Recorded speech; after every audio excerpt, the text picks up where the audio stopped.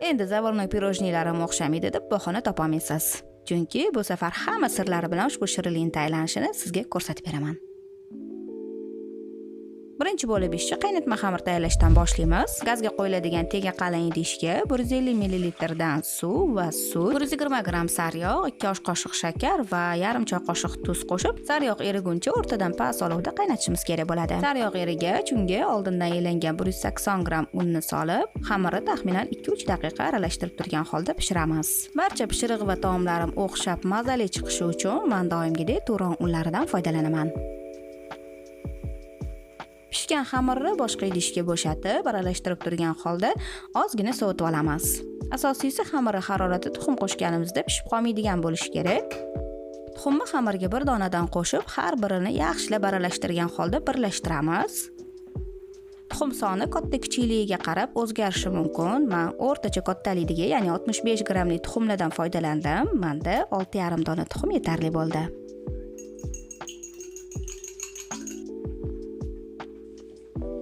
Tayyor xamir yaltiroq, quyuqligi mana shunaqa lopatkadan osonlikcha oqib tushmaydigan, uzilganda kuchli bo'lib uzilib tushadigan bo'lishi lozim. Xamir bundan suyulib ketmasin, bo'lmasa profiterollarimiz cho'kib chiqadi yoki ichi pishmay qolishi mumkin. Xamirni fransuzcha yulduz nasadga qo'yilgan qopchiga joylashtirib, pishiriq qog'oziga yulduzchalarni siqib chiqamiz. Agar aynan shunaqa nasadkalar bo'lmasa, konditor qopchani uchini kesib, oddiy chiqarib olsangiz ham bo'ladi. Xamir quyganimizda diametri 3-4 cm bo'lishi kerak. Shunda pirojnilaringiz chiroyli chiqadi. Uchli chiqib qolgan xamir barmog'imizni suvga botirib to'g'irlab qo'yamiz. Pirojnilarning ustida shakarli ko'richkalar bo'lishini xohlasanglar, xohishga ko'ra ozgina shakar upasidan sepsanglar bo'ladi. Profiterollarimiz 170 darajada qizib turgan duxovkada usti chiroyli qizargunicha 35-40 daqiqa pishiriladi. Mana profiterollarimiz ham pishib chiqdi. Ustilari yaxshi pishgan, yengilgina, ichlari bo'm-bo'sh bo'lib turibdi. Endi bu profiterollarimiz uchun krem tayyorlasak bo'ladi. Muzda 400 gram uy qaymog'iga quyultirilgan sut yoki xohlasanglar qaynab quyultirilgan sut qo'shamiz. Men bu safar zaychikka mazali qaynab quyultirilgan sutidan 200 gram ishlatdim. Ketidan 1 choy qoshiq vanilin shakarini ham qo'shib, krem quyilguncha mikserlaymiz.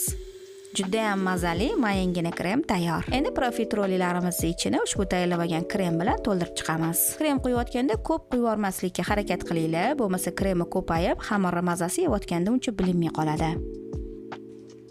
Pirojnilarning ustini shakar upasi yoki xohishga ko'ra boshqa ko'rinishda bezatishingiz mumkin. Men eritilgan shokolad va maydalangan xandon pista bilan bezatib oldim. Juda ham chiroyli, mayin, yengil, eng asosiysi esa rosa ham mazali pirojni bo'ladi. Siz ham albatta ushbu retsept va ko'rsatmalarimga rioya qilgan holda tayyorlab ko'rib, unga baho bering.